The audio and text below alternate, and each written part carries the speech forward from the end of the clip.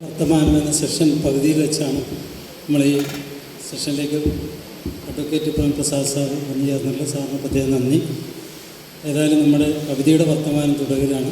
ഇത്ര നേരം നമ്മൾ ആകാംക്ഷയോടെ കാത്തിരുന്ന പുഴ ശ്രീകുമാർ സാർ ഇവിടെ എത്തിച്ചേർന്നിട്ട് നമുക്കറിയാം, മലയാള കവിതയുടെ ഏറ്റവും പുതിയ മുഖമായിട്ട് ഞാൻ ഇന്ന് വായിച്ച കവിത എന്ന നിലയിൽ ഏറ്റവും പുതിയ കവിതകളെ ചേർത്ത് നിർത്തുകയാണ്. എനിക്ക് തോന്നുന്നു എവിടെ നിന്നാണ് സാർ ഇത്തരം കവിതകൾ കണ്ടെത്തുന്നതെന്നുള്ളത് നമുക്ക് അത്ഭുതകരമാണ്. ഈ കേരളത്തിൽ ഇറങ്ങുന്ന എല്ലാ കൊച്ചു മാസികകളിൽ പോലും ആളുകളെ കണ്ടെത്തുകയും ഏറ്റവും പുതിയ കവിതകൾ കണ്ടെത്തുകയും ചെയ്യുന്ന ഒരാൾ എന്ന നിലയിൽ നമുക്ക് അത്ഭുതമാണ്. ഇങ്ങനൊരു മനുഷ്യൻ. അതേപോലെ ഒരു അത്ഭുതമാണ് രാവണേട്ടൻ. ഇഷ്ടപ്പെട്ട കവിതയിൽ കൂടി മലയാളത്തെ ഏറ്റവും പുതിയ കവിതകളെ കണ്ടെത്തിക്കൊണ്ടിരിക്കുകയാണെന്ന് അർത്ഥം. എനിക്കൊന്നും ഇവിടെയുള്ള പലരെയും കണ്ടെത്തിയിട്ടുള്ള ആളുകൾ ഇവിടെ ഉണ്ടാകുന്നതാണ്. നമ്മൾ വ്യക്തിപരമായി കാണുന്ന പോലുമില്ല. എന്നിട്ട് പോലും പുതിയ കവിതകളെ അരികും മൂരും തപ്പിയെടുത്താണ് ഒരു 4 വരിയായാലും 10 വരിയായാലും കവിതകൾ കണ്ടെത്തുന്നത്. ഇപ്പം എന്നെ 2 പ്രാവശ്യം കണ്ടെത്തിയ ഒരാളാണ്. നമ്മൾ നേരിട്ട് കണ്ടിട്ടില്ല, ഇപ്പോഴാണ് കാണുന്നത്. ഏതായാലും വളരെ സ്നേഹപൂർവ്വം ആദരപൂർവ്വം പുഴ ശ്രീകുമാറിനെ സ്നേഹപൂർവ്വം ക്ഷണിക്കുന്നു.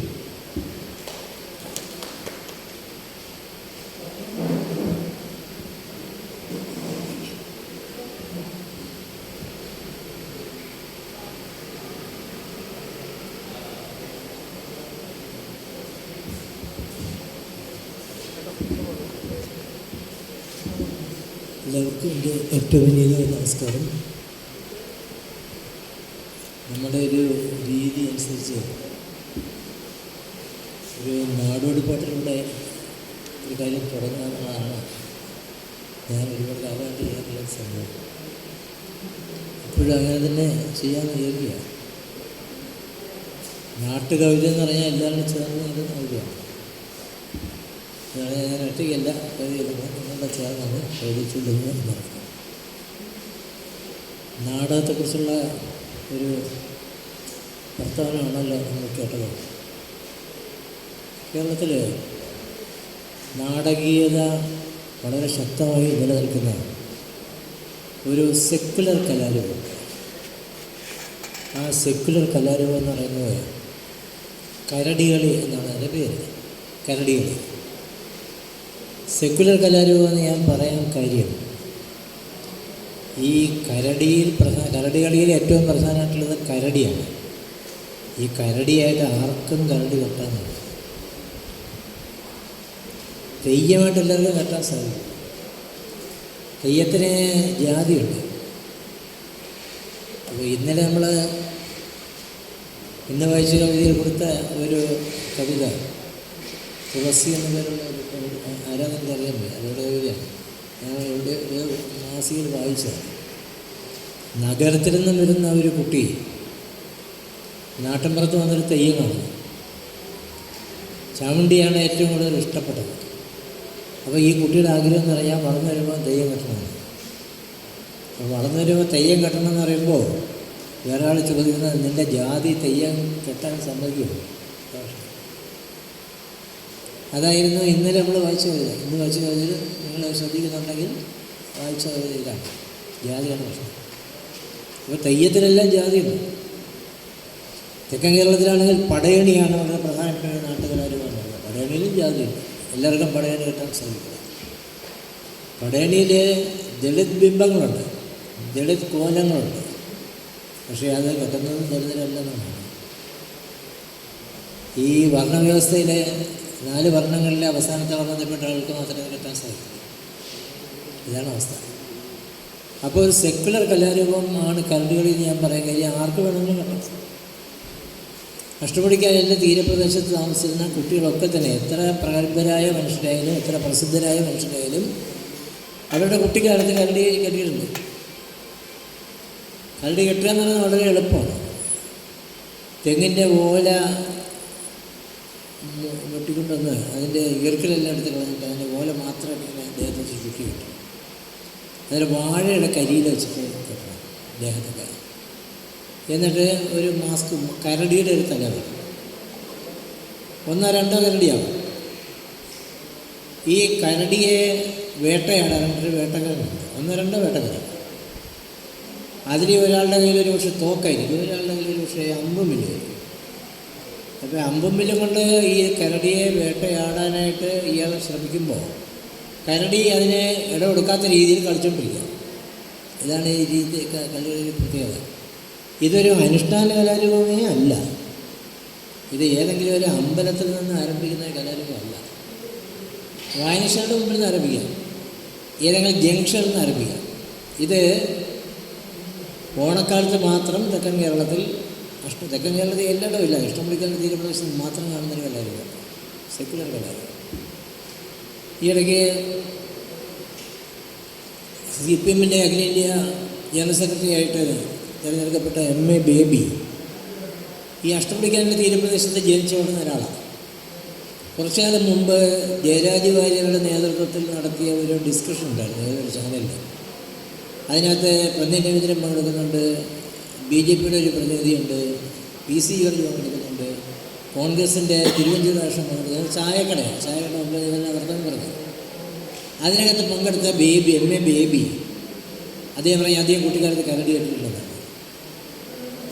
MA ബേബി കുട്ടിയായിരുന്ന സമയത്ത് അദ്ദേഹത്തെല്ലാം ഓലക്കാൽ വെച്ച് കെട്ടി കരിയിലേയും വെച്ച് കെട്ടി കരടിയുടെ മാസ്ക് വെച്ച് കളിച്ചിട്ടുണ്ടെന്നാണ് അതിൻ്റെ അർത്ഥം.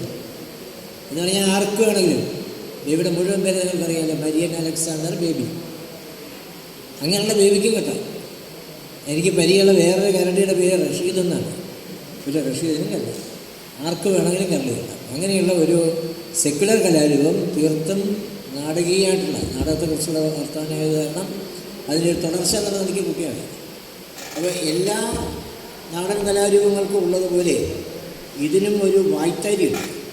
ആ വായ്ത്താരി ഞാൻ പറയും, നിങ്ങളത് ഏറ്റുപറയും. കവികളായതുകൊണ്ട് ഏറ്റുപറയുന്നതിനകത്ത് യാതൊരു മടിയുണ്ടായിരുന്നു. ഞാനിത് ഒരു കവിയൊക്കെ ആയിട്ടിരിക്കുമ്പോൾ എങ്ങനെ എഴുത് എന്നൊക്കെ പറയുന്നത് അങ്ങനെയൊന്നും തോന്നരുത്. എല്ലാ മസിലുകളും ഒഴിവാക്കണം. മരിച്ചു പോകുന്ന മനുഷ്യരാണ് സാധാരണ. നമ്മൾ മരിച്ചു പോകുന്ന മനുഷ്യരാണ്. എത്ര മഹാകവിയായാലും നമ്മൾ മരിച്ചു പോകും, അത് ഉറപ്പാണ്. അതുപോലെ മരിച്ചു പോകുന്ന മനുഷ്യരാണെന്നുള്ള ലാളിത്യത്തോടുകൂടി എളിമയോടുകൂടി ആത്മാർത്ഥതയോടുകൂടി ഇരിക്കണം. അങ്ങനെയാണെങ്കിൽ ഞാൻ ഈ വായ്ത്താരി പറഞ്ഞെന്നാൽ നിങ്ങൾ പറയും. താനിന്നെ താനിന്നെ തന്നാനാഥനി താനിന്നെ താനിന്നെ തന്നാന താനിന്നെ താനിന്നെ തന്നാനാഥനി താനിന്നെ താനായി തന്നാന.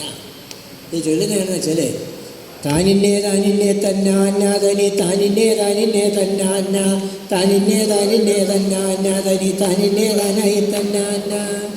ഇനി ഞാൻ പറഞ്ഞു നിർത്തുമ്പോൾ നിങ്ങൾ ആരംഭിക്കണം. ഓർത്താലും വേണം. കേരള കമ്പകളെന്ന് 75 വർഷം പഴക്കമുള്ളൊരു കോളേജാണ്. രാവണി അടക്കമുള്ള ഒരുപാട് കവികളെ, ഒരുപാട് വമ്പൻ രാഷ്ട്രീയക്കാരെ കേരളത്തിന് സമ്മാനിച്ചൊരു കോളേജാണ്. ഇവിടെയാണ് ഒരുപാട് നാടൻ പാട്ടുകൾ സമാഹരിച്ച കരിന്തൽക്കുണ്ടത്തിൻ്റെ സ്ഥാപകനായിട്ടുള്ള ഒരു അധ്യാപകൻ പഠിപ്പിച്ചിരുന്ന കോളേജാണ്. ഒരുപാട് ചരിത്രമുള്ളൊരു കോളേജാണ്. അപ്പോൾ നമ്മൾ ദൂരെ നിന്ന് 75ാമത്തെ വയസ്സിൽ എത്തി നിൽക്കുന്ന മുത്തശ്ശേരി കോളേജിൽ വന്നിട്ട് ഇരുന്നിട്ട് അതിനെ മടിച്ചൊന്നും നിൽക്കുന്നത് വളരെ ആത്മാർത്ഥമായിട്ട് ഊർജ്ജസ്വലതയോടെ ഉറക്കെ പറയാം. അത് ഞാൻ പറയുന്നത് താനിന്നെ താനിന്നെ തന്നാന തനി താനിന്നെ താനിന്നെ തന്നാന.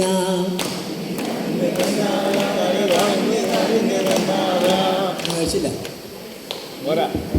കയ്യച്ച് കാണാം, ബഹളം വെച്ച് പറയണം, ഫ്രീ ആയിരിക്കുക. നമ്മുടെ ശരീരം, മനസ്സ് ഇതെല്ലാം കവിതയ്ക്ക് വേണ്ടിയിട്ട് ഉപയോഗിക്കുക. അപ്പം നിങ്ങൾക്ക് ബേഡൻ്റെ റാപ്പ് കവിതയെല്ലാം കേട്ട ആവേശം ഉപയോഗിക്കുന്നതായിരിക്കും, പറഞ്ഞിട്ട് കേൾക്കില്ല. അതുകൊണ്ട് നൃത്തം ചെയ്യണമെന്ന് ഞാൻ പറയുന്നില്ല. നൃത്തം ഇതിൻ്റെ ഈ കല്ലുകളിയുടെ ഒരു കാര്യമാണ് നൃത്തം, പക്ഷെ ഞാനത് പറയുന്നില്ല. അപ്പോൾ ഉറക്കെ കൈയടിച്ച് ബഹളം വെച്ച് പരമാവധി ബഹളം വെച്ച് വേണം പറയുന്നത്. ബഹളം വയ്ക്കുക എന്നാണ് പ്രധാനപ്പെട്ട കാര്യമാണ്. അവിടെ മിണ്ടാതിരിക്കരുത്, ബഹളം വെച്ചുകൊണ്ടേയിരിക്കും. ഏറ്റവും നല്ല സ്വഭാവം എന്ന് പറഞ്ഞാൽ അനുസരണ ഇല്ലാത്ത ഒരു സ്വഭാവമാണ്. അത് ഞാൻ പറയാം.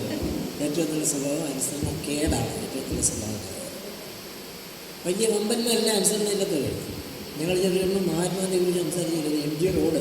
അപ്പോൾ കേരളം മുഴുവൻ MG റോഡ്. മഹാത്മാഗാന്ധി എൻ്റെ വഴിയാധാരമായ ലക്ഷണമാണല്ലോ എന്ന് പറഞ്ഞിട്ട് മഹാത്മാഗാന്ധിയെ കുറിച്ച് തന്നെ പറയുമായിരുന്നു. അദ്ദേഹം അനുസരണയില്ലാത്ത ഒരാളായിരുന്നു. മര്യാദയായിട്ടും ബാരിസ്റ്ററായിട്ട് ജോലി ചെയ്യണമെന്ന് അദ്ദേഹം ബാരിസ്റ്ററായിട്ട് ജോലി ചെയ്യുന്നതിന് പകരം എല്ലാ ബാരിസ്റ്റർമാരോടും പറഞ്ഞ് എല്ലാവരും കോടതി വിട്ട് വരുമ്പോൾ നമുക്ക് സമരം ചെയ്യാറുണ്ട് എന്ന് പറഞ്ഞ ആളാണ്. അനുസരണക്കേടാണ് ഗാന്ധി ഉണ്ടാക്കിയത്, അനുസരണക്കേടാണ് ബുദ്ധനെ ഉണ്ടാക്കിയത്.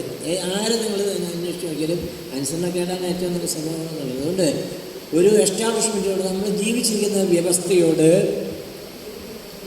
എതിരിടുക എന്നുള്ളതാണ് പ്രധാന കാര്യം. അത് മരിച്ചാലും കുഴപ്പമില്ല, എതിരിടുക. വെറുതെ സജീന്ദ്രൻ ഈ ഒരു ഇൻ്റർവ്യൂ പറഞ്ഞ പോലെ വെറുതെ ഈ MM സജീന്ദ്രൻ ഒരു ഇൻ്റർവ്യൂവിൽ പറഞ്ഞാണ്, വെറുതെ പാണ്ടിലോറി ഇടിച്ച് മരിക്കുന്നതിനേക്കാളും നല്ലതല്ലയോ രക്തസാക്ഷിയാവുന്നത് എന്ന്.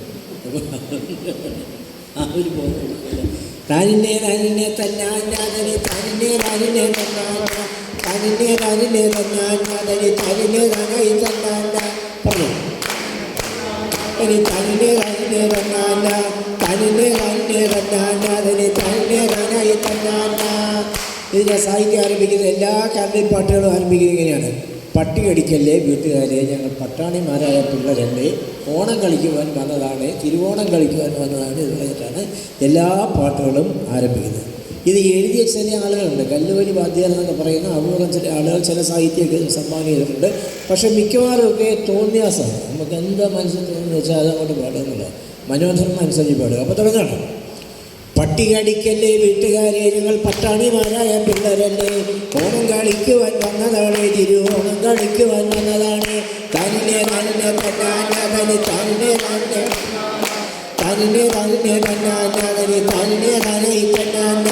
ഈ അണ്ടിക്കരടിയെ വേണ്ടെന്ന് വെച്ചപ്പോൾ അച്ചാറ് ബാലന്മാർ കയറിക്കെട്ടി മാവേലി മന്നൻ എഴുന്നുള്ള നേരത്തെ ആടിത്തിമർത്ത് കളിച്ചിടാനായി. താനിനെ താനിനെ തന്നാഞ്ഞാതനി തന്നാഞ്ഞ താനിനെ താനിനെ തന്നാഞ്ഞ തനി തന്നെ താനായി തന്നാഞ്ഞ. കൊല്ലത്ത് നല്ലൊരു ചിന്നക്കട മുക്കിൽ ബാലന്മാർ കൂടി കരടി കെട്ടി പെറ്റുകിടന്നൊരു പെമ്പളച്ചിപ്പെട്ട് കുട്ടിയെ കൊണ്ട് പുറത്തിയാടി. താനിനെ താനിനെ തന്നാഞ്ഞ തനി താനിനെ താനിനെ തന്നാഞ്ഞ താനിനെ താനിനെ തന്നാഞ്ഞ തനി തന്നെ താനായി തന്നാഞ്ഞ. കാട്ടിൽ കിടന്നൊരു കള്ളക്കരടിയെ പാട്ടിലാക്കി ഞങ്ങൾ കൊണ്ടുവന്നു. ഉണ്ട കിട്ടും പിന്നെ അവല് കിട്ടും പിന്നെ വെള്ളിപ്പാണത്തിന്മേലുണ്ട കിട്ടും. തന്നെ തന്നെ തന്നാഞ്ഞാതനി തന്നെ തന്നെ തന്നാഞ്ഞാതനി തന്നെ തനായി തന്നാഞ്ഞ. വാടവടക്കം കരടി മനോഹര ചാടിക്കളിയട പേടി തീർന്ന് ഇവിടുത്തെ അമ്മാവൻ പെട്ടി തുറക്കുന്നു, ഇപ്പൊ കിട്ടുന്നടാ വെള്ളിപ്പണം. തന്നെ തന്നെ തന്നാഞ്ഞ തന്നാഞ്ഞ തന്നെ തന്നെ തന്നാഞ്ഞ തനി തന്നെ തനായി തന്നാഞ്ഞ. അഴുതാ നദിയുടെ തെക്കേക്കരയിലെ പാറയ്ക്ക് താഴ്വര തന്നിലുള്ള ചൂരൽ വെട്ടിയിടുന്ന കാട്ടിന്ന് കിട്ടിയ ശൂരന നമ്മുടെ അങ്കരടി. തന്നെ തന്നെ തന്നാഞ്ഞ തനി തന്നെ തന്നെ തന്നാഞ്ഞ തന്നെ തന്നെ തന്നാഞ്ഞ തനി തന്നെ തനായി തന്നാഞ്ഞ. ശറന്നും കുറന്നും ചാടിക്കളിച്ചിട്ട് സമ്മാനം വാങ്ങട അങ്കരടി, തത്തിനന്തരീട ഓടിക്കളിച്ചിട്ട് പണമെന്ന് വാങ്ങട വേട്ടക്കാര.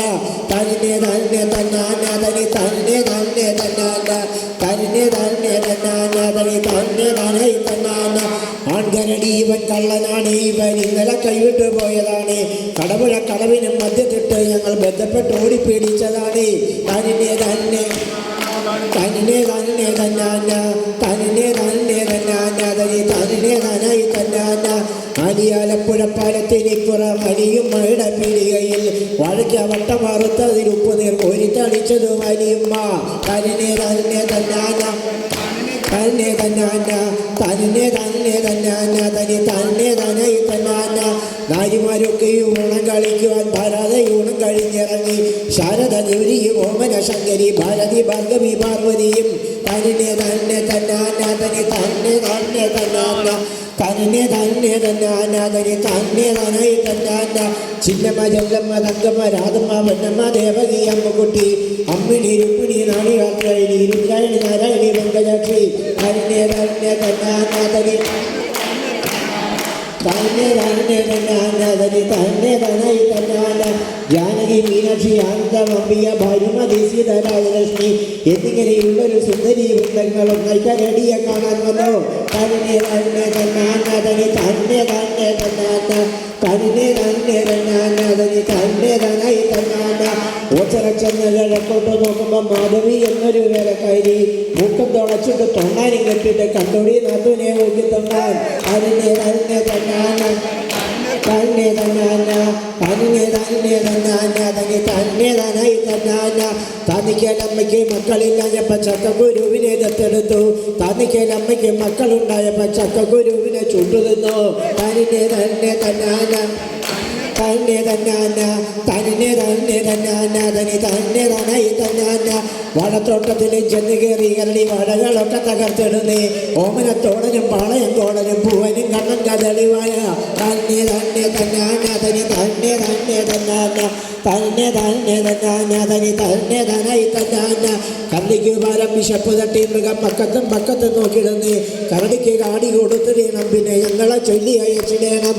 തന്നെ തന്നെ തന്നാന തനി തന്നെ തന്നെ തന്നാന തന്നെ തന്നെ തന്നാന തനി തന്നെ തനായി തന്നാന. കരടിക്ക് ഭാരം വിശപ്പ് കയറിയ മൃഗം ഞങ്ങളെ തിന്നാൻ അടുത്തിടുന്നേ. തക്കം പിഴയ്ക്കാതെ ഉന്നം പിഴയ്ക്കാതെ വെടിയൊന്നും വെക്കണ്ട വേട്ടക്കാര. തന്നെ തന്നെ തന്നാന തനി തന്നെ തന്നെ തന്നാന തന്നെ തന്നെ തന്നാന തനി തന്നെ തനായി തന്നാന. പാലമെങ്കിൽ പാലം നീണ്ടകര പാലം വെക്കട വെടി വെക്കടാ ലക്ക് നോക്കി വെക്കട. പാലമെങ്കിൽ പാലം നീണ്ടകര പാലം വെക്കട വെടി വെക്കടാ ലക്ക് നോക്കി വെക്കടാ.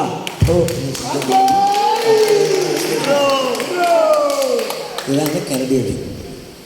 നമ്മൾ പുതിയ കവികൾ നമ്മളുടെ അന്വേഷണം ആരംഭിക്കേണ്ടത് അയ്യപ്പനിൽ നിന്നും അല്ല. ഇത്രയും പൗരാണികമായിട്ടുള്ള കലാരൂപങ്ങളിൽ നിന്ന് ആണ്. വളരെ പ്രധാനപ്പെട്ട ഒരു കാര്യമാണ്. സമീപകാലത്ത് കടന്നുപോയ കവിയിൽ നിന്നല്ല നമ്മുടെ വായനയും അന്വേഷണവും ആരംഭിക്കുന്നത്. ഏറ്റവും പുരാതനമായിട്ടുള്ള നാടോടി പാരമ്പര്യത്തിൽ നിന്നാണ് നമ്മുടെ അന്വേഷണങ്ങൾ ആരംഭിക്കേണ്ടത് എന്നാണ് എനിക്ക് തോന്നുന്നത്. ഇനിയിപ്പോൾ എന്താ ചെയ്യുകയെന്ന് വെച്ചാൽ നിങ്ങൾ എല്ലാവരും മിക്കവാറും എഴുതി പരിചയമുള്ളവരാണ്. ഒരു പുസ്തകമെങ്കിലും പ്രസിദ്ധീകരിക്കാത്തൊരു കുറവായിരിക്കുമെന്ന് എനിക്ക് തോന്നുന്നത്. വളരെ അപൂർവം വരെ കാണത്തുള്ളൂ. എല്ലാവർക്കും കവിതയെക്കുറിച്ച് ഒരുവിധം അറിയാവുന്ന ആൾക്കാരാണ്. ഇനിയിപ്പോൾ അങ്ങനെയുള്ള ആളുകളോട് എന്താ പറയുന്നത്? അങ്ങനെയാണെങ്കിൽ ഏറ്റവും പുരാതനമായ താളവ്യവസ്ഥകളുണ്ട് മലയാളത്തിൽ. ഒരുപാട് താളങ്ങൾ പൗരാണിക താളങ്ങളുണ്ട്. ആ പൗരാണിക താളങ്ങൾ വാസ്തവത്തിൽ വേണമെങ്കിൽ നമുക്ക് ഉപയോഗിച്ച് നോക്കാം. കവിതയ്ക്ക് വൃത്തം വേണമെന്നില്ല, നിർബന്ധമൊന്നുമില്ല. ഛന്ദസ് പാലിക്കണമെന്ന് നിർബന്ധമില്ല. പക്ഷേ നമുക്ക് പൗരാണികമായി കിട്ടിയിട്ടുള്ള കുറേയേറെ അതിശയിപ്പിക്കുന്ന താളങ്ങളുണ്ട്. ആ താളങ്ങൾ വേണമെങ്കിൽ നമുക്ക് കവിതയിൽ പരീക്ഷിച്ചേക്കാം. വേണമെങ്കിൽ ഇത്രയേ ഉള്ളൂ. കവിതയുടെ ഒരു ജനാധിപത്യ രൂപം എന്ന് പറയുന്നത് അങ്ങനെ താളത്തിൻ്റെ അടിസ്ഥാനത്തിൽ പോകുക എന്നുള്ളതല്ല. നമുക്ക് തോന്നുന്ന എഴുതുക എന്നുള്ളതാണ്. സ്വാതന്ത്ര്യമായിട്ട് എഴുതുക എന്നുള്ളതാണ് കവിതയുടെ ഒരു രീതി എന്ന് പറയുന്നത്. എന്നാൽ ഏറ്റവും പുരാതനമായ ചില താളങ്ങൾ വേണമെങ്കിൽ താല്പര്യമുണ്ടെങ്കിൽ നമ്മുടെ മനസ്സിലുള്ള ഒരു ആശയം പ്രകടിപ്പിക്കുവാനും അത് ആളുകളുടെ മുമ്പിൽ സമർപ്പിക്കാനും ഇങ്ങനെയൊരു താളം വേണമെന്ന് നിങ്ങൾക്ക് ആർക്കെങ്കിലും തോന്നുന്നെങ്കിൽ ഏറ്റവും പൗരാണികമായ ഒരു താളം തിരഞ്ഞെടുക്കാവുന്നതാണ്. അങ്ങനെ പൗരാണികമായ ഒരു താളക്രമം സ്വീകരിച്ചുകൊണ്ട് എഴുതിയൊരു കവിതയാണ് ഞാൻ ഇനി ചൊല്ലാൻ പോകുന്നത്. വീരവണക്കം എന്നാണ് ഈ കവിതയുടെ പേര്. രാക്കടലിൽ മത്തിമേയുന്ന പാടങ്ങൾ തോറും ജ്ഞാപല വീശുന്നവർക്കെൻ്റെ വീരവണക്കം. ഫ്ലാറ്റിൽ 8ാം നിലയിലെത്താനായി കോവണി കയറും ഡെലിവറി ബോയ്ക്കെൻ്റെ ഉള്ളിൻ്റെ വീരവണക്കം. സാരി വിൽക്കാൻ ഒറ്റ നിൽപ്പിൻ്റെ മുൾച്ചെരുപ്പിട്ട പാവമാ സെയിൽസ് ഗേളിനാണെൻ്റെ വീരവണക്കം. വീട്ടുകാശിനു കോടതിക്കുള്ളിൽ കൈക്കുഞ്ഞുമായി കാത്തു നിൽക്കും പെണ്ണിനാണെൻ്റെ വീരവണക്കം. ടാങ്കിൽ നിന്നും മാലിന്യം നീക്കും ദുർഗന്ധമുള്ള പാവമാ തമിഴാളികൾക്കെൻ്റെ വീരവണക്കം. റോഡരികിൽ ടെൻറ്റുകൾ കെട്ടി യോനി വിൽക്കുന്ന രാത്രി ഗന്ധിപ്പെങ്ങൾക്കാണെൻ്റെ വീരവണക്കം. രാപ്പകലില്ലാതെ എന്നെന്നും കമ്പ്യൂട്ടറിൻ്റെ തീവലയിൽ കണ്ണുമിപ്പോർക്ക് വീരവണക്കം. താബുക്കിൻ്റെ കുറ്റനട്ടികൾ തള്ളി നീക്കുന്ന താളമില്ല ബംഗാളിക്കെൻ്റെ വീരവണക്കം. മറവി രോഗിക്കേതു നേരത്തും കൂട്ടായി നിന്ന് മലമെടുക്കും നേഴ്സുമാർക്കെൻ്റെ വീരവണക്കം. പോൾ പോളിയോയ്ക്ക് തുള്ളിയ ഔഷധം നൽകുവാനായി നാട്ടിലാകപ്പായും ആശയ്ക്ക് വീരവണക്കം. ഇനിയും അങ്ങനെ നെഞ്ചിലയ്ക്കുവിൽ നൊന്തു നീങ്ങുന്ന നിരവധി പേർക്കെൻ്റെ ഉള്ളിൻ്റെ വീരവണക്കം.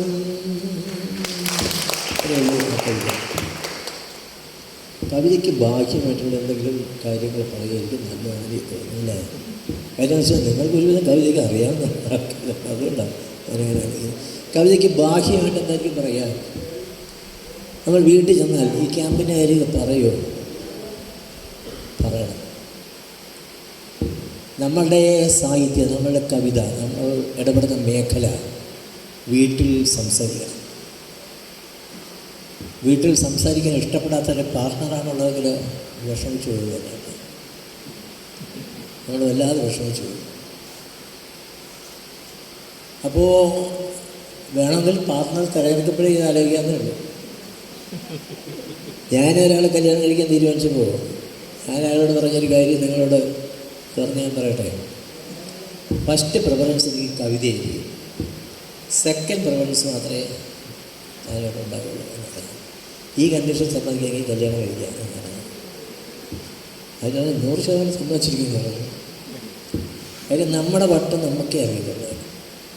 ചിലപ്പോൾ ഏത് രാത്രിയിലായിരുന്നിട്ട് വിളക്കം കത്തിച്ചിരുന്ന് പുസ്തകം വായിക്കുന്നതെന്ന് വേറെ ആളിനെ ബോധ്യപ്പെടാൻ പാടാണ്. അങ്ങനെയാണ്. നമ്മൾ ചിലപ്പോൾ കൃത്യസമയത്ത് ആഹാരം കഴിച്ചൊന്നും വരില്ല. പിന്നെ നമ്മൾ വേറെന്തോ കാര്യങ്ങൾക്ക് ആലോചിച്ചിങ്ങനെ പോകും. നമ്മൾ കൃത്യമായി ഒരു ബസ് സ്റ്റോപ്പിൽ ഇറങ്ങിയെന്ന് വരില്ല. നമ്മൾ വേറെ ഏതെങ്കിലും ബസ് സ്റ്റോപ്പിൽ പോയി ഇറങ്ങിയെന്ന് വരും. കൃത്യമായി താടി പഠിച്ചു എന്ന് വരില്ല. കൃത്യമായി തലമുടി മുറിച്ചു എന്ന് വരില്ല. ഇതൊക്കെ കവിയുടെ ജീവിതത്തിലുള്ളതാണ്.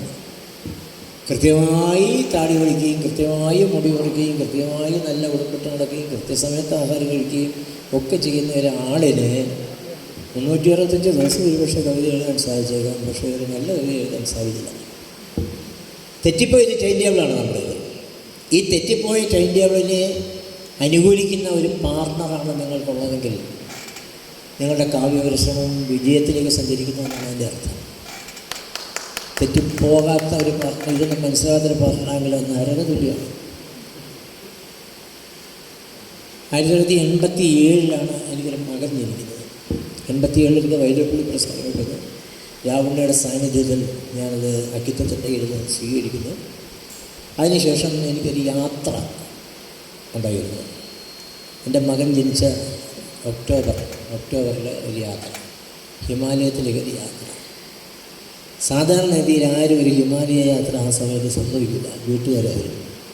കുഞ്ഞിനെ പ്രസവിച്ചതുള്ളൂ. എനിക്ക് ഹിമാലയത്തിൽ പോകുന്ന സന്ദർഭം വരികയാണ്. പോകണോ വേണ്ട എന്നൊരു അന്വേഷണം നടത്തിയാൽ പോകണ്ടെന്ന് പറഞ്ഞാൽ നമ്മൾ എന്ത് ചെയ്യും? സാധിക്കില്ല. ഞാനിത് പറഞ്ഞു എനിക്ക് പോകണം, ഇങ്ങനെ ഹിമാലയത്തിൽ പോകണമെന്നൊരു കാര്യമില്ല. ആപ്രവേഷൻ യങ് റൈറ്റേഴ്സ് കോൺഫറൻസ് ഡൽഹിയിൽ പങ്കെടുക്കണം. അത് കഴിഞ്ഞിട്ട് ഞാൻ ഹിമാലയത്തിൽ പോകും. പരമാവധി ഗംഗോത്രി കാണാൻ ശ്രമിച്ചു നോക്കും. എന്നോട് പോകാനാണ്. അല്ലായിരുന്നുണ്ടെങ്കിൽ ഞാൻ ആകെ വിഷമിച്ച് പോയത്.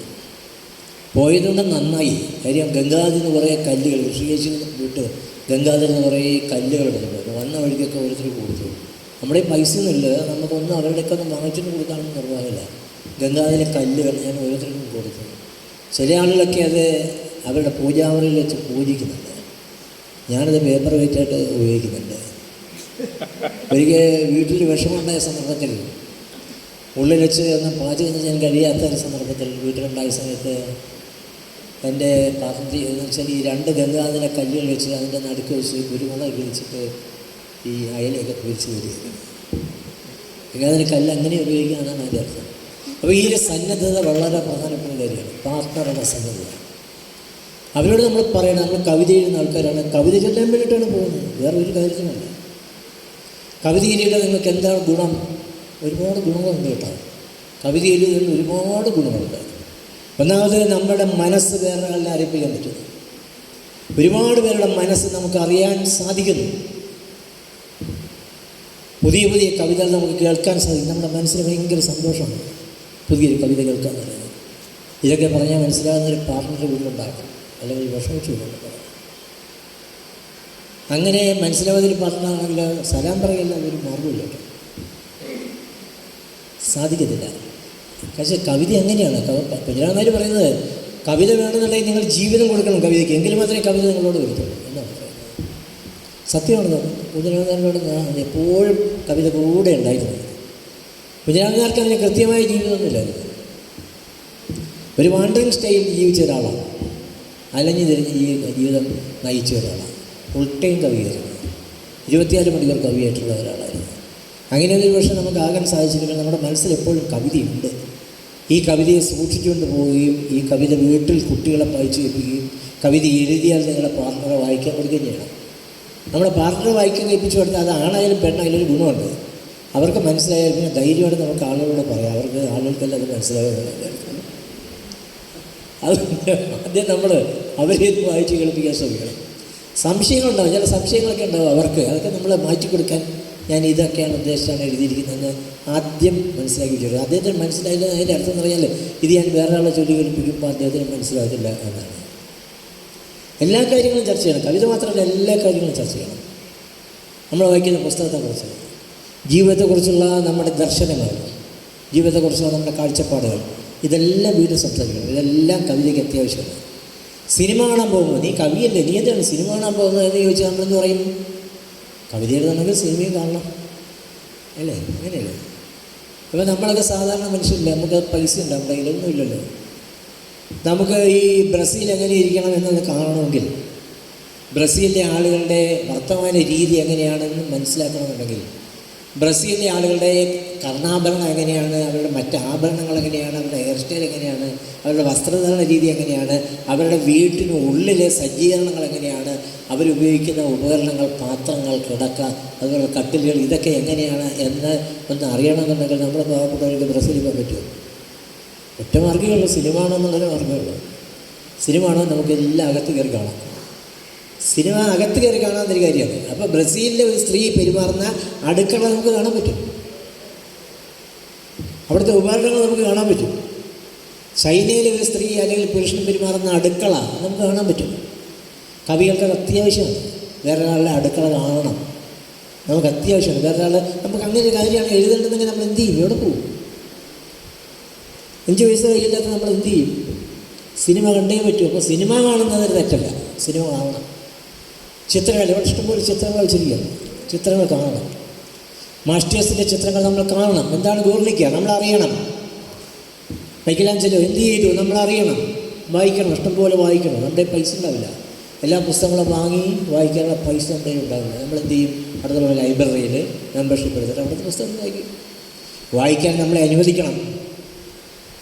ONV ഒരു പുതിയ വീടുണ്ടാക്കിയ സമയത്ത് ശങ്കർ എന്ന് പറയുന്ന വലിയ ആർക്കിടെക്ട് അദ്ദേഹമാണ് വീടുണ്ടാക്കി കൊടുത്തത്.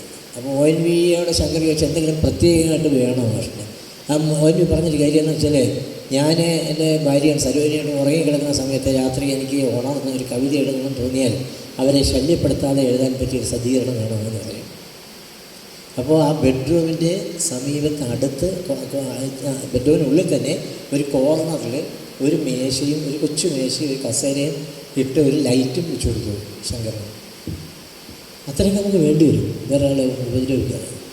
നമ്മുടെ വീട് അങ്ങനെയുള്ളതായിരിക്കും. നമ്മുടെ വാടക വീടാണെങ്കിൽ പോലും നമുക്കിഷ്ടമുള്ള, നമ്മൾ ചങ്ങമ്പുഴയുടെ അയ്യപ്പൻ്റെ ഒരു പടം വെച്ചിരിക്കും. എനിക്ക് അയ്യപ്പൻ്റെ പടം, എൻ്റെ അയ്യപ്പൻ്റെ ഒരു പടമുണ്ട്. ഞാൻ ബഹ്റിനിൽ പോയ സമയത്ത് അവിടെയുള്ള ഷൈജു എന്ന് പറഞ്ഞൊരാൾ വരച്ചെങ്കിൽ തന്നതാണ്. ഞാൻ എപ്പോൾ കവിത എഴുതുന്നുണ്ടോ അപ്പോഴെല്ലാം അയ്യപ്പൻ്റെ ഒരു പടം കൊണ്ട് എടുത്ത് വെച്ചിരിക്കും, ധൈര്യത്തിൽ. എൻ്റെ അടുത്തിരിക്കുന്ന അയ്യപ്പനല്ലേ, ധൈര്യമായിട്ട് നമുക്ക് കവിതയില്ലാതെ. ഇപ്പോൾ നാളെ മരിച്ചു പോയ ആത്മഹത്യ ചെയ്തൊരു കവിയുടെ കവിതയാണ് നാളെ ഞാൻ ചൊല്ലാൻ പോകുന്നത്.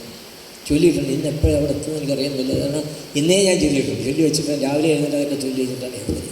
മരിച്ചുപോയ ആത്മഹത്യ ചെയ്തൊരു കവി, സയൻറ്റിസ്റ്റായിട്ട് വളരെ കാലം 40 വർഷം സയൻറ്റിസ്റ്റായിട്ട് ജോലി ചെയ്തിട്ട് ബോംബെയിൽ നിന്ന് ബാബായിട്ട് ആ സ്ഥാപനത്തിൽ നിന്ന് അവിടെ നിന്ന് സ്ഥാപനത്തിൽ നിന്ന് വന്നിട്ട് തിരിച്ച് നാട്ടിൽ വന്നിട്ട് നല്ലൊരു വീടൊക്കെ ഉണ്ടാക്കി അതിനകത്ത് തോന്നി ഒരു ചെറിയ കവിയാണ്. അദ്ദേഹത്തിൻ്റെ കവിതയാണ് നാളെ ഞാൻ ചൊല്ലാൻ പോകുന്നത്. അപ്പോൾ ഈ കവിത നമുക്ക് ചൊല്ലണം നൽകിയൊരു ധൈര്യം വേണം. അതിന് അയ്യപ്പനെ അടുത്ത് ഞാൻ വെച്ചിട്ടുണ്ട്. അയ്യപ്പനെ കുറിച്ച് പറഞ്ഞാൽ എന്താണ്? അയ്യപ്പൻ മഹാ കള്ളുടിയാണ് എന്ന് പറഞ്ഞാൽ നമുക്ക് അയ്യപ്പൻ കള്ളുടിയാണ് അല്ലല്ലോ. നമ്മൾ അയ്യപ്പൻ്റെ കള്ളുകുടിയുടെ ആളല്ല. അയ്യപ്പന് ഞാനിവിടെ രാവിലെ എഴുന്നേറ്റ് എൻ്റെ അറിവ് ഒരുപാട് കാലം അയ്യപ്പനുണ്ടായിരുന്നു. അയ്യപ്പൻ രാവിലെ തന്നെ തട്ടുകടത്തിൽ നടക്കാൻ പോകാൻ തുടങ്ങി. നടന്ന് ഒരു ചരാശറിന് ഒന്നിച്ചിട്ട് എന്നിട്ട് അതിനകത്ത് കയറും. അയ്യപ്പൻ ചാരായം കഴിക്കും, ഞാൻ കഴിക്കത്തില്ല. എന്നിട്ട് എന്നെ അയ്യപ്പൻ ഉപദേശിക്കും, നീ ചാരായം കഴിക്കണം, കാര്യം നിനക്ക് പ്രോട്ടീൻ്റെ കുറവുണ്ട് എന്ന് ഉപദേശിക്കും. പ്രോട്ടീൻ്റെ കുറവ് വരികയാണെങ്കിൽ ചാരായം വേണം എന്നാണ്. ഇങ്ങനെ രാവിലെ ചാരായം കഴിക്കാൻ പറ്റില്ല. ഞാനിപ്പോൾ വൈകുന്നേരം കഴിക്കുന്ന വെച്ച് ചാരായം കഴിച്ചില്ല. ചാരായം കഴിക്കുന്ന മതി കഴിച്ചു തരും, എപ്പോഴും ഇല്ല. നല്ല സുഹൃത്തുക്കളുണ്ടെങ്കിൽ വിശ്വാസത ഉണ്ടെങ്കിൽ ചിലപ്പോൾ ഞാൻ അല്പം കള്ള് കുടിച്ചിട്ടുണ്ട്. വേറെ ഒന്നുമില്ല, വേറെ മാരകലയൊന്നും എനിക്ക് അറിയത്തില്ല. ഈ ഇന്നുപല സന്യാസിമാർ പറയുന്ന കഞ്ചാവൊന്നും എനിക്കറിയില്ല. അത് സന്യാസം എന്ന കാര്യമാണ്. ഇത്രയും പറയുന്നത് ഈ കഞ്ചാവ് നിരോധന നിയമം നടപ്പിലാക്കുകയാണെങ്കിൽ കുംഭമേളയ്ക്ക് പോയ മുഴുവൻ സന്യാസിമാരെ അറസ്റ്റ് ചെയ്ത് ലോകത്തിലിറങ്ങുന്നതാണ്. അവരാണ് കഞ്ചാവ് പ്രചരിപ്പിച്ചത്. കഞ്ചാവിൻ്റെ വേറൊരു പേരുണ്ട്, അതിൻ്റെ ശിവമൂലി എന്ന് പറഞ്ഞാൽ പരമശിവൻ മരിക്കുന്നൊരു സാധനം എന്നാണ്. ഹിന്ദുമതം പ്രചരിപ്പിച്ചവർ അശ്ലീലമാണ് കഞ്ചാവ് എന്ന് പറയുന്നത്. മതമാണ് അതിന് കുറ്റക്കാരൻ. എല്ലാ സന്യാസികളും പറയും പരബ്രഹ്മത്തിനെ നേരിട്ട് കാണുന്നുണ്ടെങ്കിൽ ഇത് വലിച്ചാൽ മതി പറയും. ഏകാഗ്രത കിട്ടണമെന്നുണ്ടെങ്കിൽ, വിഷപ്പറിയാതിരിക്കണമെന്നുണ്ടെങ്കിൽ കഞ്ചാവ് വലിച്ചാൽ മതി എന്ന് പറയും. ഒരു പാർലമെൻറ്റ് മെമ്പർ തഥാഗത സത്പതി അയാൾ പറഞ്ഞാൽ ഞാൻ കഞ്ചാവ് വലിച്ചിട്ടുണ്ട്, കഞ്ചാവ് നിരോധനം ഞാൻ എതിർക്കുന്നു എന്ന് പറയും. വേടൻ്റെ പാട്ടൊക്കെ നമുക്ക് ഇഷ്ടമാണ്, വേഗം കഞ്ചാവ് വലിക്കുന്നത് നമുക്ക് അത്ര ഇഷ്ടമുള്ള കാര്യമില്ല. കഞ്ചാവ് എന്ന് പറഞ്ഞാൽ ഒരാളിൻ്റെ എല്ലാ തരത്തിലുള്ള സാമൂഹിക ജീവിതത്തെ, കുടുംബ ജീവിതത്തെ ഇല്ലാതാക്കും. കവിതയ്ക്കൊന്നും വേണ്ട, കവിതയുടെ അത്ര ലഹരി കഞ്ചാവിലില്ല കേട്ടോ. ഹരിദ്വാരിൽ മണിമുഴങ്ങുന്ന എന്നുള്ള പുസ്തകം വായിച്ചപ്പോൾ രമേശ് പണിക്കർ അദ്ദേഹം ഹരിദ്വാരിൽ പോയിട്ട് ബാങ് കഴിക്കുക. ബാങ് കഴിച്ചിട്ട് അങ്ങോട്ട് പോയ രമേശ് പണിക്കരല്ല തിരിച്ചു വരുന്നത്. തിരിച്ചു വരുന്ന എല്ലാം നഷ്ടപ്പെട്ട അനാഥനായ രമേശ് പണിക്കർ. സാധാരണ ഒരു ട്രെയിനിൻ്റെ സാധാരണ കമ്പാർട്ട്മെൻറ്റിൽ ചാക്കിൽ കിടന്നു വരുന്ന ഒരാളാണ്. ഇത് വായിച്ചപ്പോൾ ഞാൻ വിചാരിച്ചു ഒരിക്കലും ഒരു കാരണവശാലും ഞാൻ രമേശ് പണിക്കർ ആവത്തില്ലെന്നാണ് ഞാൻ വിചാരിച്ചത്. ചില ആൾ പറയും രമേശ് പണിക്കർ ആവാൻ വേണ്ടി ആളുകളൊക്കെ രമേശ് പണിക്കർ ആക്കാൻ വേണ്ടിയിട്ടാണ് മോഹൻദാസ് എഴുതിയെന്ന് പറയും. വായിക്കുന്നവർക്കറിയാം നമ്മളൊരിക്കലും ആ തീരുമാനം എടുക്കില്ല. നമ്മളൊരിക്കലും ഈ രമേശ് പണിക്കരെ പോലെ ആവില്ല എന്ന് തീരുമാനിക്കും. സാഹിത്യത്തിന് അങ്ങനെയൊരു ഗുണങ്ങളുണ്ട് കേട്ടോ, നമ്മളെ രക്ഷപ്പെടുന്ന ചില കാര്യങ്ങളുണ്ട്. ഒരുപാട് പേരുടെ വഴക്ക് കൂടാതിരിക്കാൻ സാഹിത്യത്തിലെ രണ്ട് പേര് മാത്രം ഓർത്തിരുന്നാൽ മതി. കുറ്റം പറയാനില്ലതിന് നമുക്ക് എത്രയായാലും മനുഷ്യരില്ലെന്ന് മാത്രം ഓർത്തിരുന്നാൽ മതി. ആരോട്ടും പിന്നെ നമ്മൾ വഴക്കൊന്നും കൊടുക്കില്ല. മനുഷ്യരില്ല സാരമില്ല എന്ന് വിചാരിക്കും. കവിതയുടെ ഏറ്റവും പുതിയ മുഖം എന്താണ്? പുതിയ മുഖം നമ്മുടെ ഉള്ളിൽ ഇങ്ങനെ തിങ്ങി നിൽക്കുന്ന ഒരുപാട് കാര്യങ്ങളുണ്ട്. ഇതൊക്കെ ജനങ്ങളോട് പറയണം. അതിന് നമ്മൾ ഇന്നേ വരെ ഉപയോഗിച്ചിട്ടുള്ള കാര്യങ്ങൾ പര്യാപ്തമല്ല എന്ന് തോന്നുന്ന സന്ദർഭത്തിൽ നമ്മൾ കുറച്ചുകൂടി ഓപ്പണായിട്ട് എഴുതണം. ഇന്നേ വരെ നമ്മൾ കൊണ്ടുവന്നിരുന്ന ശൈലിയിലല്ല എഴുതേണ്ടതെന്ന് നമുക്ക് തോന്നുന്നു. ഞാനതിന് നഗ്നകവിത എന്ന് പറയുന്നത്. നഗ്നകവിത ഏറ്റവും കൂടുതൽ എഴുതിയിട്ടുള്ള ഒരാളിനെയാണ് എന്ന് നമുക്ക് അതിഥേയിപ്പിച്ചുള്ളത് സതീഷ്കുമാറായി. നഗ്നകവിതയുടെ ഒരു സമാഹാരം തന്നെയാണ് സതീഷിനുണ്ട്. വളരെ ശ്രദ്ധിക്കപ്പെടേണ്ട കവിതകളാണ്. മനുഷ്യജീവിതത്തിൻ്റെ പട്ടിണിയെക്കുറിച്ച്, രാഷ്ട്രീയത്തെക്കുറിച്ചും ഒക്കെയുള്ള സതീഷിൻ്റെ തുറന്ന അഭിപ്രായങ്ങൾ സതീഷ്കുമാറായി അദ്ദേഹത്തിൻ്റെ നഗ്നകവിതകൾ പറയുന്നത്. എല്ലാവരും നഗ്നകവിത, ഇപ്പോൾ ശ്രീയത്തിൻ്റെ യാത്ര എന്ന് പറയുന്നത് നഗ്നകവിതയാണ്. അത് അങ്ങനെ പറയുന്നില്ലെങ്കിൽ കൂടി ഞാനത് ഒരുപാട് സ്ഥലത്ത് ചൊല്ലി കേൾപ്പിച്ചിട്ടുള്ള ഒരു കവിതയാണ്. നഗ്ന സ്വഭാവത്തിലുള്ള കവിതകൾക്കാണ് വാസ്തവത്തിൽ ഇന്ന് അത്യാവശ്യം. നമുക്ക് ഈ കാര്യങ്ങളെല്ലാം പറയണം എന്നുള്ളതുകൊണ്ട് ഞാനതിൻ്റെ പുതിയ നഗ്നകവിത പറയട്ടെ. മാർക്കറ്റ്. കവി കഥയിലേക്ക് കാല് മാറി, പിന്നെ സിനിമയിലേക്ക്. മുട്ടിയാൽ ഏതെങ്കിലും വാതിൽ തുറന്നാലോ, പേന പിടിക്കും ചെറു കൈകളെ, പോവുക നമ്മൾ മാർക്കറ്റിൽ. കവിത എഴുതുന്ന രചന നാടൻപാട്ടുകാർക്കാണ്. ഇപ്പോൾ നാടൻപാട്ടുകാർക്ക് പറയാൻ അറിയാം. നാടൻപാട്ടുകാരുടെ ആത്യന്തികമായ ആവശ്യം എന്ന് പറഞ്ഞാൽ സിനിമയിൽ എങ്ങനെയെങ്കിലും കയറണം. സിനിമയിൽ കയറണമെന്ന് പറഞ്ഞാൽ തീർന്നു നിങ്ങളുടെ ജീവിതം എന്നതിൻ്റെ അർത്ഥം. സിനിമയിൽ കയറിയാൽ നിങ്ങൾക്ക് ഇറങ്ങി വരാൻ സാധിക്കും, ഇല്ലെങ്കിൽ സാധ്യമല്ല. സിനിമ വലിയ പ്രലോഭനമാണ്. നമുക്ക് ഒരുപാട് പൈസ കിട്ടും, ഒരുപാട് വേറെ സൗകര്യമായിട്ട്. അത് വയലാറിനെ കൂട്ടുകാരിലൊക്കെ സംസാരിക്കാൻ അറിയാൻ പറ്റും എന്തെല്ലാമാണ് സൗകര്യങ്ങൾ. ആ സൗകര്യങ്ങൾ ഞാൻ നിങ്ങളോട് തുറന്ന് പറയത്തില്ല. അങ്ങനെയൊക്കെ ആകാം. പക്ഷേ അതോടുകൂടി നിങ്ങൾ ആരെങ്കിലും പറയുന്നതനുസരിച്ച് എഴുതുന്ന ഒരാളുടെ മാറും.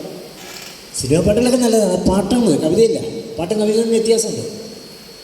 വേടൻ്റെ കവിതകൾ എന്നുള്ള രീതിയിൽ അധികം അവതരിപ്പിക്കുന്നത് ഗാനകവിതകളാണ്. എപ്പോഴും കവിതയില്ല. റാപ്പ് മ്യൂസിക്കിൻ്റെ രീതിയിൽ അവതരിപ്പിക്കുന്ന ആശയങ്ങളാണ്. ആ രാഷ്ട്രീയ ബോധം വേടന് അല്ലെങ്കിൽ തൃശ്ശൂർക്കാരനായിട്ടുള്ള മുളകുന്നത്തുകാരനായിട്ടുള്ള വീരൻദാസൻ നന്നായിട്ടുണ്ട്. അതുകൊണ്ടാണ് അദ്ദേഹം നീർനിലത്തിൻ്റെ ഉടമയാരും അടിമയാരും ചോദിക്കുന്നത്. ഇത് ഒരു പുതിയ കാര്യമൊന്നുമല്ല. 50കളിലെ കമ്മ്യൂണിസ്റ്റ് കവികൾ ഇതേ ചോദ്യം സമൂഹത്തിന് മുഖത്ത് വെച്ച് ചോദിച്ചതാണ്. വളരെ പഴയ ആശയങ്ങളാണ് അദ്ദേഹം പറയുന്നത്.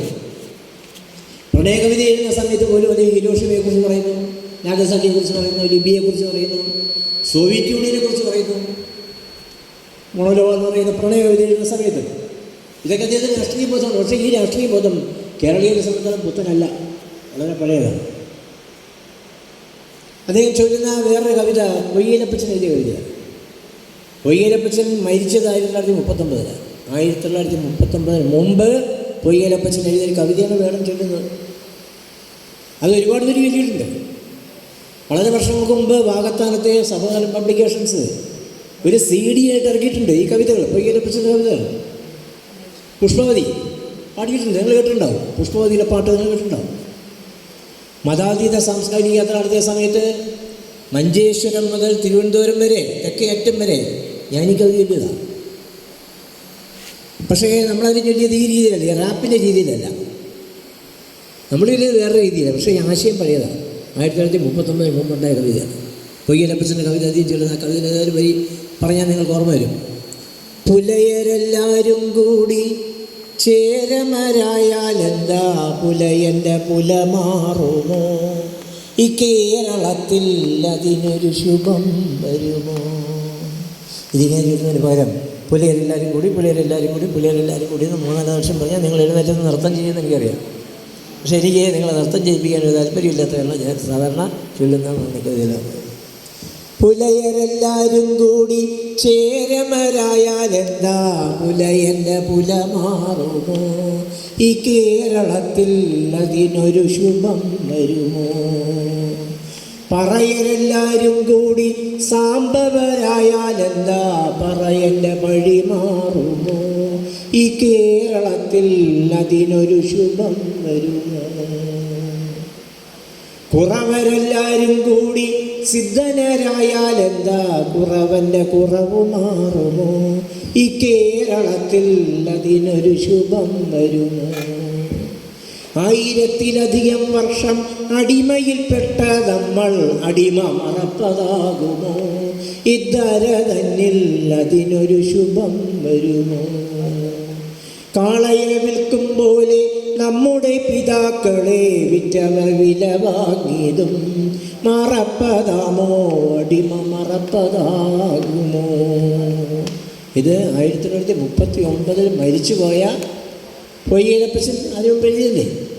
അതാണ് വേടൻ ഇപ്പോൾ പറയുന്നത്. എന്ന് പറഞ്ഞാൽ വേടൻ്റെ ആശയങ്ങൾ പുതുമയുള്ളതല്ല. പക്ഷെ പ്രശ്നം എന്താണ്, വളരെ ശ്രദ്ധിക്കുന്ന കാര്യമാണ്. വേടൻ ഇപ്പോഴും ഇത് പറയേണ്ടതായിട്ട് വരുന്നു എന്നതാണ്. കമ്മ്യൂണിസ്റ്റ് കവികൾ 1950 പറഞ്ഞ അതേ ആശയം വേറൊരു സംഗീത രീതിയിൽ വേടൻ സമൂഹത്തിൻ്റെ മുഖത്ത് നോക്കി പറയുമ്പോൾ ആളുകൾക്ക് അതിനോട് താല്പര്യം ഉണ്ടാകും. നല്ല കാര്യമാണ്.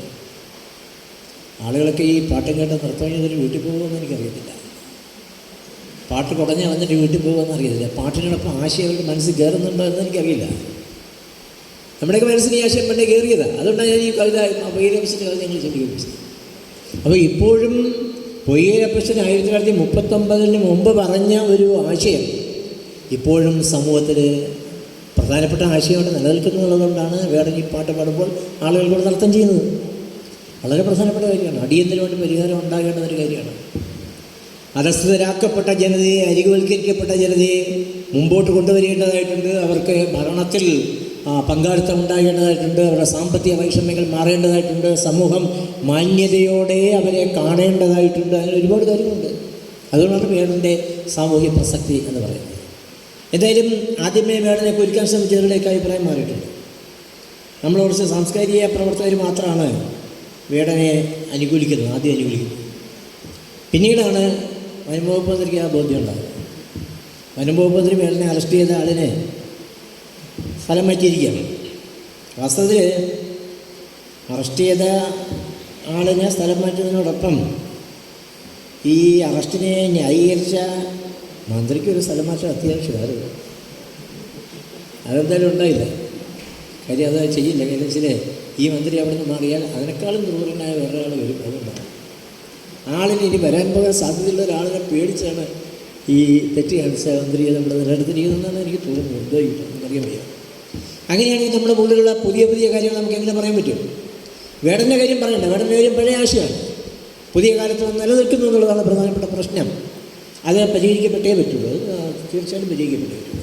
ഇനി ഏറ്റവും പുതിയ കാര്യങ്ങൾ പറയണമെന്നുണ്ടെങ്കിൽ അതങ്ങനെ പറയും. ഞാനതിനുള്ള പുതിയ നഗ്നതകൾ പറയാം. എഡിറ്റർ, പ്രസിദ്ധനായ ഒരു എഡിറ്റർ തെരഞ്ഞെടുപ്പിൽ മത്സരിച്ചു. ചിഹ്നം കത്രിക. എഡിറ്റർ വിചാരിച്ചിരിക്കുന്നത് കത്രിക പ്രയോഗമാണ് അദ്ദേഹത്തിന് പണി നടന്നത്. നമ്മുടെ പാവപ്പെട്ട ആളുകൾ കഷ്ടപ്പെട്ട് എഴുതുന്ന കവിത എത്ര അന്വേഷണങ്ങൾ നടത്തി നല്ല ബോധ്യം വന്ന് എന്തെല്ലാം കഷ്ടപ്പെട്ട കവിത എഴുതാൻ നടന്നാൽ അത്ര എളുപ്പം പറ്റുമോ? എളുപ്പം സാധിക്കത്തില്ല. എത്ര മാറ്റങ്ങൾ നമ്മൾ വരുത്തിയിട്ടാണ് കവിത പത്രാംശത്തിലേക്ക് അയക്കുന്നത്. കഷ്ടപ്പെട്ട കാര്യമാണ്. ബോധ്യമില്ലാത്ത ഒരു അക്ഷരം പോലും നമ്മൾ എഴുതില്ല. നമുക്ക് നല്ല ഉത്തമ ബോധ്യമുള്ള കാര്യങ്ങൾ മാത്രമേ എഴുതൂ. മരണം ഒഴിച്ച് വേറെ എല്ലാ കാര്യങ്ങളും നമുക്ക് അനുഭവിക്കാവുന്നതാണ്. മനുഷ്യർക്ക് അനുഭവിക്കാവുന്നതാണ് നമുക്ക്. അതുകൊണ്ട് മരണത്തെക്കുറിച്ച് മാത്രമാണ് സാങ്കല്പികമായിട്ടുള്ള കാര്യങ്ങളുള്ളത്.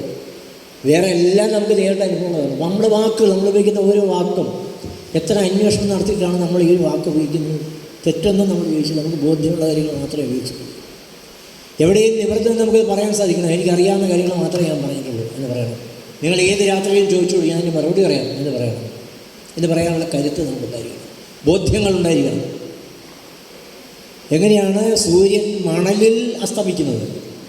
രണ്ടുപേര് കവിത എനിക്ക് എഴുതണം. കങ്കാരു എന്ന് പറയുന്ന പഴയ ഒരു കവിതയ്ക്കകത്ത് മണലും ആകാശവും ചേരുന്നിടത്ത് പോയി മറയുന്ന സൂര്യൻ്റെ പൊള്ളിയ ശരീരം എന്ന് എഴുതണം. വെറുതെ എഴുതാവുന്നേ ഉള്ളൂ, സങ്കല്പിച്ച് എഴുതാവുന്നേ ഉള്ളൂ. ഞാൻ ഇവിടുന്ന് കഷ്ടപ്പെട്ട് രാജസ്ഥാൻ മരുഭൂമിയിൽ പോയി കണ്ട്, നേരിട്ട് കണ്ട്. അതിനുശേഷം ഞാൻ അങ്ങനെ അവിടെ നിർബന്ധമൊന്നുമില്ല. ഏതെങ്കിലും രീതിയിലുള്ള ഇൻഫർമേഷൻ കറക്റ്റ് ആയിരിക്കണം എന്ന് മാത്രമേ ഉള്ളൂ. സ്കൂട്ടർ എന്ന് പറഞ്ഞൊരു കവിത അതിനകത്ത് ഛിദ്രഗ്രഹങ്ങളെക്കുറിച്ച് പറയുന്നുണ്ട്.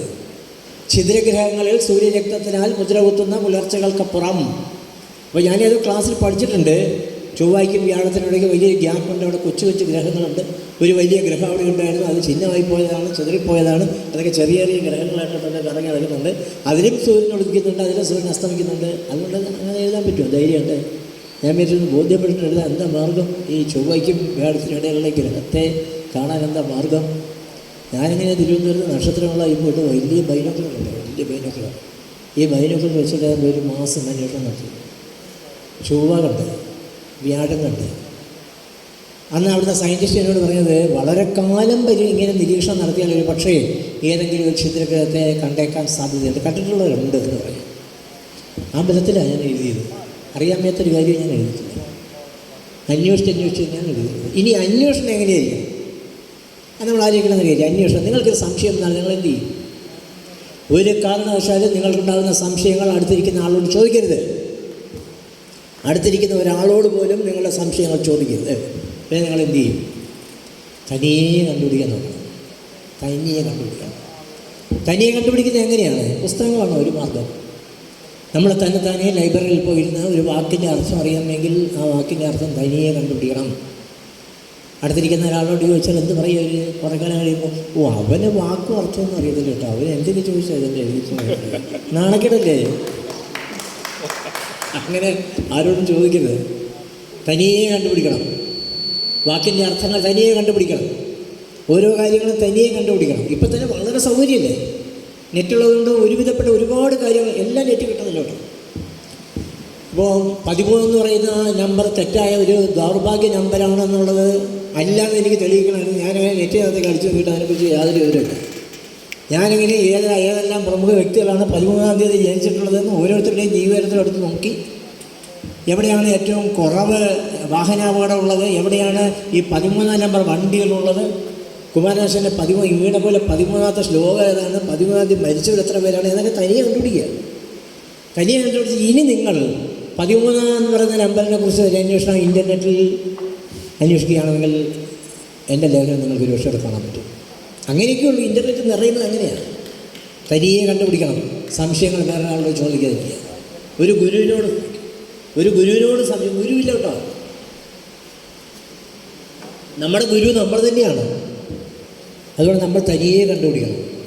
എന്തുകൊണ്ടാണ് ഇതിങ്ങനെ എന്ന് തന്നെത്താനേ കണ്ടുപിടിക്കണം. ആളോട് ചോദിച്ച് വഷളാവാൻ പോകുന്നത്. ഇനി ഒരു സ്ഥലത്തും നിങ്ങൾക്ക് കണ്ടുപിടിക്കാൻ പറ്റുന്നില്ലെങ്കിലോ നിങ്ങളത് ഉപേക്ഷിക്കരുത്. ഏറ്റവും വിശ്വാസമുള്ള ഒരാളോട് ചോദിക്കണം. വിശ്വാസമുള്ള ഒരാളെന്നുള്ള ഞാൻ അടിവരായിട്ട് പറയാം, അല്ലെങ്കിൽ അപമാനത്തിലാകും നിങ്ങൾ. ഓ അങ്ങനെ ഒരു വിവരമില്ല, അവൻ എല്ലാ കാര്യങ്ങളും എന്തെങ്കിലും വെച്ചിട്ടില്ലേ എന്ന് പറയും. അങ്ങനെ പറയാൻ ഒരിക്കലും ഒരു സന്ദർഭം നിങ്ങൾ ഉണ്ടാക്കി കൊടുക്കരുത്. തനിയെ കണ്ടുപിടിക്കാൻ ഒരു മാർഗ്ഗവും ഇല്ല എന്ന് നിങ്ങൾക്ക് ഇഷ്ടംപോലെ സൗകര്യമുണ്ട്. ഒന്ന് നെറ്റ്, നമ്മുടെ മൊബൈൽ ഫോണിൽ നെറ്റുണ്ട്, ഒരു അന്വേഷണം അതുവഴി നടത്താം. നമ്മുടെ കയ്യിൽ കുറച്ച് പുസ്തകങ്ങളുണ്ട്, അതുവഴി നടത്താം. ഇനി കേരളത്തിൽ ഇഷ്ടംപോലെ തൊട്ടടുത്തുള്ള ഗ്രാമീണ ലൈബ്രറിയിൽ പോയി അവിടെ അന്വേഷണം നടത്താം, പുസ്തകങ്ങളിലൂടെ അന്വേഷണം നടത്താം. അങ്ങനെയൊക്കെ അന്വേഷണം നടത്തി ഒരു തരത്തിലും നിങ്ങൾക്ക് നിങ്ങളുടെ അന്വേഷണം നിങ്ങൾക്ക് നിങ്ങളെ സമാധാനിപ്പിക്കുന്നില്ല എന്ന ബോധ്യമുണ്ടെങ്കിൽ മാത്രം വളരെ വിശ്വാസമുള്ള ഒരാളോട് ചോദിക്കുക. അല്ലാതെ എല്ലാവരോടും നിങ്ങൾ സംശയം ചോദിക്കരുത്. ഇതൊക്കെ കവിതയ്ക്ക് ബാക്കിയിട്ടുള്ള കാര്യങ്ങളാണ് ഞാനീ പറയുന്നത്. പാർട്ട്ണറുമായിട്ട് കാര്യങ്ങൾ സംസാരിക്കണം, വീട്ടിൽ കാര്യങ്ങൾ സംസാരിക്കണം, നിങ്ങളുടെ അഭിപ്രായങ്ങൾ വീട്ടിൽ സംസാരിക്കണം, നിങ്ങൾ എവിടെയാണ് പോകുന്നതെന്ന് വീട്ടിൽ സംസാരിക്കണം. നിങ്ങൾ ഇപ്പോൾ ഫോൺ ചെയ്ത് ചോദിച്ചു നോക്കും, എൻ്റെ വീട്ടിലറിയാം ഞാൻ കേരളമാക്കൊണ്ട് രാവിലെ വിളിച്ചതനുസരിച്ച് ഒരു മീറ്റിങ്ങിൽ വന്നിട്ടുണ്ടെന്നറിയാം. അങ്ങനെ വേണം. രഹസ്യങ്ങൾ വേണ്ട, ഒരു കവിക്ക് രഹസ്യങ്ങളില്ല കേട്ടോ. പരസഹസ്രം രഹസ്യമുണ്ടെന്നവൻ പിറകിൽ നിന്നിടം പൊട്ടിക്കരയോ എന്നൊക്കെ നമുക്ക് മുമ്പേ കവികൾ എഴുതിയിട്ടുണ്ട്. നമുക്ക് രഹസ്യം വേണ്ട. എന്ത് രഹസ്യം? പബ്ലിക്കായി ജീവിതമില്ലേ നമ്മുടെ ജീവിതം? പ്രതിഷേധിക്കണമെന്ന് തോന്നുന്ന സമയത്ത് രാഷ്ട്രീയ ആഭിമുഖ്യം കൂടാതെ പ്രതിഷേധിക്കണം. ഇപ്പോൾ ഇന്ത്യ പാകിസ്ഥാൻ യുദ്ധം നടക്കുകയാണ്. യുദ്ധത്തോട് എന്താണ് നിങ്ങളുടെ നിലപാട്? യുദ്ധം വേണോ വേണ്ടായോ? യുദ്ധം തെറ്റാണെന്നാണ് നിങ്ങൾക്ക് ബോധ്യങ്ങൾ, തെറ്റാണെന്ന് പറയുന്നത്. യുദ്ധം രണ്ട് രാജ്യങ്ങളെ നശിപ്പിക്കുകയുള്ളൂ. അതുകൊണ്ട് യുദ്ധം എത്രയും പെട്ടെന്ന് ഒഴിവാക്കണം. എത്രയും പെട്ടെന്ന് ആരെങ്കിലും ഇടപെട്ട് UN പോലുള്ള വലിയ സംഘടനകളിൽ അവരൊക്കെ ഇടപെട്ടിട്ട് രണ്ട് നാടിലും യുദ്ധപാടുണ്ടാകാതെ നോക്കണം എന്ന് പറയാനാണ് നിങ്ങളുടെ അഭിപ്രായം എന്നുള്ളത് നിങ്ങൾ പറയണം. അതെങ്ങനെയാണ്? അങ്ങനെയാണെങ്കിൽ രാജ്യദ്രോഹിയായിട്ട് നാളെ ജയിലിൽ അടയ്ക്കത്തില്ല എന്ന് പേടിക്കരുത്. ജയിലൊക്കെ വളരെ പ്രധാനപ്പെട്ട ഒരു കാര്യമാണ്. ജയിലൊന്നും നമ്മൾ പേടിപ്പിക്കുന്നൊരു സംഭവമല്ല. നേരത്തെ ഇവിടെ പാട്ടുമാക്കി എന്ന നാടകത്തെക്കുറിച്ച് പറഞ്ഞില്ലേ? ദാമോദരനെ പിടിച്ച് ജയിലിട്ടു. ദാമോദരൻ ജയിലിൽ നിന്ന് ഇറങ്ങിയ സമയത്ത് ഒരു പുസ്തകം ഉണ്ടാകുന്നത്, മനുഷ്യൻ എന്ന പേരുള്ളൊരു പുസ്തകം. ഒരിക്കലെങ്കിലും ആ പുസ്തകം വായിക്കണം. ദാമോദരൻ്റെ മനുഷ്യൻ എന്ന പുസ്തകം വായിക്കണം. നമ്മളെങ്ങനെയുണ്ടായി, നമ്മുടെ പൂർവ്വ ചരിത്രം എന്താണ് എന്നുള്ളതിനെക്കുറിച്ചെല്ലാം വിശദമായിട്ട് ജയിലിൽ കിടന്ന എഴുതിയ പുസ്തകമാണ്. PM മൈനടി എന്ന് പറയുന്ന നാടകക്കാരനെ പിടിച്ച് ജയിലിട്ടു. അതേ ജയിലിൽ നിന്ന് ഇറങ്ങിയപ്പോൾ ഒരു നാടകമായിട്ടാണ് വന്നത്. മണ്ടയിലേക്ക് സ്നേഹപൂർവ്വം വിന്നി എന്ന നാടകം. ആ നാടകത്തിന് കേരള സാഹിത്യ അക്കാദമി അവാർഡ് കിട്ടി. അതുകൊണ്ട് ജയിലിനെ കുറിച്ച് ഭയപ്പെടാതിരിക്കുക. ജയിലിൽ നമുക്ക് ഒരുപാട് കാര്യങ്ങൾ ചെയ്യാറുണ്ട്, ഒരുപാട് ചിന്തിക്കാനുള്ള സമയമുണ്ട്, ഒരുപാട് എഴുതാനുള്ള സമയമുണ്ട്. ജയിലിൽ പോകുന്നത് പേടിച്ചിട്ട് ഒരു കവിയും അഭിപ്രായം പറയാതിരിക്കുക. ഇനിയിപ്പോൾ കവികൾ സൂക്ഷിക്കേണ്ട സമയമാണ്. തീർച്ചയായിട്ടും ഒരു ജയിൽ നമ്മളെ കാത്തിരിപ്പുണ്ടെന്ന് തന്നെ വിചാരിക്കുക, ധൈര്യമായിട്ട് പറയുക. അല്ലാതെ എപ്പോഴും മലയാളിക്കാടുകൾ തിങ്ങി വിങ്ങി എന്ന് മാത്രം പറയാതിരിക്കുക. അതല്ല നമ്മുടെ കാവ്യ ജീവിതം എന്ന് പറയുന്നത്. വേറൊരു നഗ്നകവിത എങ്ങനെയാണ്? എഡിറ്റർ എന്നുള്ള നഗ്നകവിതയാണ് നിങ്ങളിപ്പോൾ കേട്ടത്. വേറൊരു നഗ്നകവിത വൈവാഹികം. ഇത് ഞാൻ സാധാരണ പറയുന്ന ഒരു 10-20 വർഷത്തെ പ്രസംഗിക്കുന്ന ഒരു കാര്യമാണ്. അതൊന്നും എഴുതി വെച്ചേക്കാന്ന് വിചാരിച്ചെന്നുള്ളത്. കുറച്ച് പേര് വർത്തമാനം കേൾക്കാത്തവരുണ്ടാവും. വൈവാഹികം. ബ്രാഹ്മൺ സുന്ദരി, വാര്യർ സുന്ദരി, നായർ സുന്ദരി, ഈഴവ സുന്ദരി, വിശ്വകർമ്മ സുന്ദരി മരം, ക്രിസ്ത്യൻ അതിസുന്ദരി, മുസ്ലിം അതീവ സുന്ദരി, കേരളം ജാതി സുന്ദരിമാരുടെ സ്വന്തം നാട്. എപ്പോഴെങ്കിലും തോന്നിയിട്ടുണ്ടോ ഇങ്ങനെ പത്രം വായിക്കുമ്പോൾ കേരളത്തിൽ മുഴുവൻ സുന്ദരിമാരെ ഉള്ളൂ എന്ന് തോന്നിയിട്ടുണ്ടോ? എൻ്റെ ഒരു കൂട്ടുകാരൻ പറഞ്ഞ ഒരു കാര്യമുണ്ട്, എപ്പോഴും ഞാൻ ഓർത്ത് ചിരിക്കാറുണ്ട്. നമ്മൾ ഈ ഓഫീസൊക്കെ വിട്ട് വരുന്ന എത്രയോ സുന്ദരിമാരെയാണ് കാണുന്നത് വഴിയിലൊക്കെ വെച്ചിട്ട്. പെണ്ണ് കാണാനായിട്ട് വീട്ടിൽ പോകുമ്പോൾ ഈ സുന്ദരിമാരൊക്കെ എവിടെ പോയി ഒളിക്കുന്നതെന്ന് അറിയാമേ എന്നാണ്. അങ്ങനെ സൗന്ദര്യമുണ്ട്. എന്താണ് സൗന്ദര്യം? സൗന്ദര്യം ബാഹ്യമായ സൗന്ദര്യമേ അല്ല. സിനിമാ പാട്ടുകാർ പറയുന്ന അല്ല സൗന്ദര്യം. സിനിമാ പാട്ടുകാർ ചൂണ്ടിനെ കുറിച്ചും മൂക്കിനെ കുറിച്ചും പുരിയത്തെ കുറിച്ചും നെറ്റിയെക്കുറിച്ചും ഒക്കെ സംസാരിക്കും. അതല്ല സൗന്ദര്യം, മനസ്സാണ് സൗന്ദര്യം. നമ്മളെ മനസ്സുകൊണ്ട് അംഗീകരിക്കുന്ന മനസ്സിനാണ് സൗന്ദര്യം എന്ന് പറയുന്നത്. നിങ്ങൾക്ക് വേറെ ആളിൽ സൗന്ദര്യം കാണണമെന്നുണ്ടെങ്കിൽ അയാളുടെ മനസ്സ് മനസ്സിലാക്കുന്നത് ബാഹ്യമായിട്ടുള്ളൊരു സൗന്ദര്യമേ അല്ല. പക്ഷേ ഇവിടെ പത്രങ്ങളിൽ വരുന്ന മുഴുവൻ സുന്ദരിമാരാണ്. സുന്ദര്യം മനസ്സിൻ്റെ സൗന്ദര്യത്തെക്കുറിച്ച് അല്ല പറയുന്നത്, ശാരീരിക സൗന്ദര്യമായിരിക്കും അവർ ഉദ്ദേശിക്കുന്നത് എന്നാണ് ഞാൻ വിചാരിക്കുന്നത്. സെൻസർ ബോർഡിന് മുന്നിൽ ഭാരത സ്ത്രീ എന്ന സിനിമയുടെ ആദ്യ രാത്രി. ഓരോ അംഗത്തിൻ്റെ കയ്യിലും ഓരോ തുരുമ്പൻ കോടാലി, ഭരണകൂടം നിർമ്മിച്ചത്. എപ്പോഴെങ്കിലും അങ്ങനെ തോന്നിയിട്ടില്ലേ? പറയണ്ടേ? നമുക്ക് തുറന്ന് പറയണം. മനസ്സിലിരിക്കുന്ന കാര്യങ്ങൾ ടെൻഷൻ അടിച്ച് നശിച്ച് ഭ്രാന്ത് പിടിക്കരുത്, പറയണം. അതിന് ഏറ്റവും നല്ല മാർഗ്ഗമാണ് കവിത എന്ന് പറയുന്നത്. ശ്രവണ സഹായി. ENT സ്പെഷ്യലിസ്റ്റിന് മുന്നിൽ ഒരു ദൈവം, ഡോക്ടർ എനിക്ക് ഏറ്റവും നല്ല കേൾവി യന്ത്രം വേണം. ദൈവം പറയുന്നത് എല്ലാവരുമല്ല. ENT സ്പെഷ്യലിസ്റ്റിന് മുന്നിൽ ഒരു ദൈവം, ഡോക്ടർ എനിക്ക് ഏറ്റവും നല്ല കേൾവി യന്ത്രം വേണം. അമ്പലത്തിലെ മൈക്ക് വെച്ചുള്ള അലറി പ്രാർത്ഥന കേട്ട് കേട്ട് എൻ്റെ ചെവികൾ പൊട്ടിപ്പോയി. ദൈവം ഒരു ഡോക്ടറോട് എന്ന് പറയാം, ഇരിക്കാൻ നിൽക്കാൻ ഒരു മാർഗമില്ല. അതുകൊണ്ട് അതെന്തായാലും നിരോധിക്കാൻ പറ്റില്ല. മുഖ്യമന്ത്രി വിചാരിച്ചാൽ പോലും ഒരു അമ്പലത്തിലെയും ഒരു മതസ്ഥാപനത്തിൻ്റെയും മൈക്ക് നിയന്ത്രിക്കാൻ സാധ്യത. നിയമമൊക്കെ നമുക്ക് അനുകൂലമാണ്, പക്ഷെ സാധിക്കില്ല. അതുകൊണ്ട് നമ്മളെന്താ ചെയ്യുന്നത്?